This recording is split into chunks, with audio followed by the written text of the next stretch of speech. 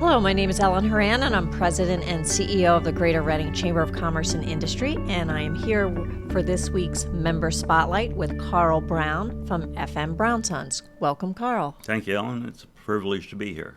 Wonderful. You know, we were talking earlier that you have a sixth generation. You're the fifth, but 6 generations in the business. And I don't know if you know, but less than 3% of businesses ever make it past the fourth. Oh, I figured it was because we're too dumb to do anything else. So I just kept selling feed. That's the Berks County persistence in there. Good job. So why don't you tell us about the early days back in 1843? Well, 1843, our mill was built by the Greasmers over in Oley. They owned several mills over there, and I'm into history. I could go on for a while on that. But 1871, my great-great-grandfather moved down here from Schuylkill County, where he was a lumberer and a butcher. And his son, F.M. Brown, expanded the business at the home farm and the grist mill that you see in the plate behind me here. And then George Brown, my grandfather, and his brothers expanded it to ownerships of mills in Reading, Shillington, Sinking Springs, and Fleetwood. My father and his brothers continued to expand the business and divided it into 6 different divisions.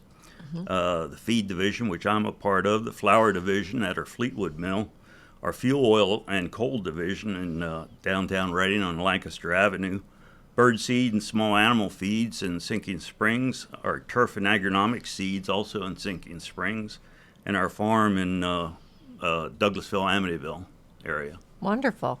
You know, a number of our member businesses that have different operations within their business, one business begets another business. Are they interrelated or? Yes, they're all interrelated. All interrelated. At one time, all the feed mills were on railroad tracks, and they became the sources of your coal because you bring the coal in on railroad.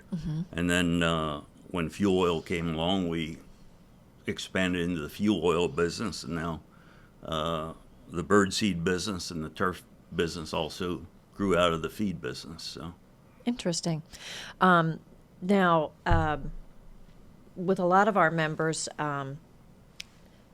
they have different family members bring different levels of different expertises.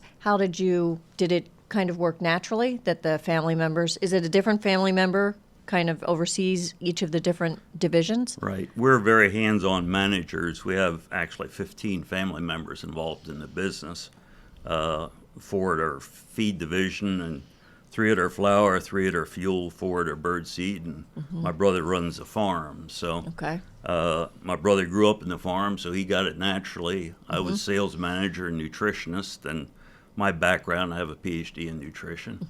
So it worked out very, very good. The rest kind of learned on the job. So OJT, we called it in the Army. Yeah, absolutely. Now, with your business growing, while the number of farms in Pennsylvania is decreasing, and for example, dairy farms are kind of merging together, does that change the footprint of how you're selling and distributing your product? How far do you sell? In the 35 years that I've been back with the business, we've seen the dairy industry in this area drop by half. Right. The number of farms drop by half, but the number of animals stay pretty much the same. Okay.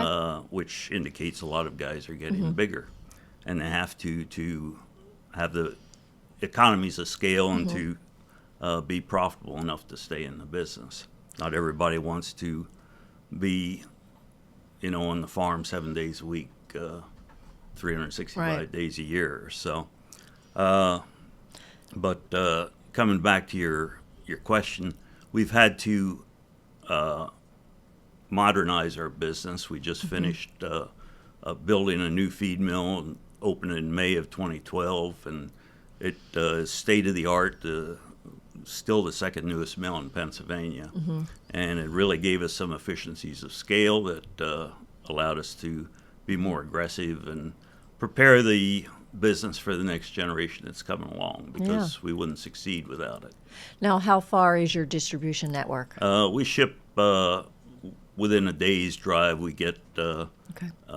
out to Shippensburg and up to Selinsgrove and up to Bloomsburg and all through New Jersey. We sometimes get a little bit into Maryland, not much. So Good. Now, what are the trends in your industry? Which of your divisions are growing our the most? birdseed division is growing faster than any of the others. What do you attribute that to? Basically, their sales group that they've pulled together has been very successful at getting our word out and our business exposed to people that are looking for good quality bird and small animal feeds. Good. So, And am I remembering correctly that your grass seed is your newer?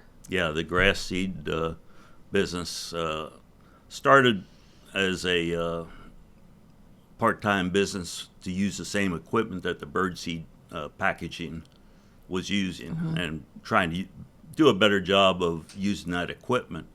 Now Okay. we've gotten to the point that the grass seed has their own equipment, and the birdseed is triple the equipment and Okay. the amount that they produce. So. Good. Well, you talked about being fairly confident of the business moving on to a seventh generation and onward. What do you Well, attribute to your ability to succeed Yeah. where so many others have not? I think one of the things is that most of us got our hands dirty when we were young, working on the farm or working in the mill and working aside of our parents, and learned it that way, learned the work ethic that Berks County has. Yeah. It's well noted for. Good.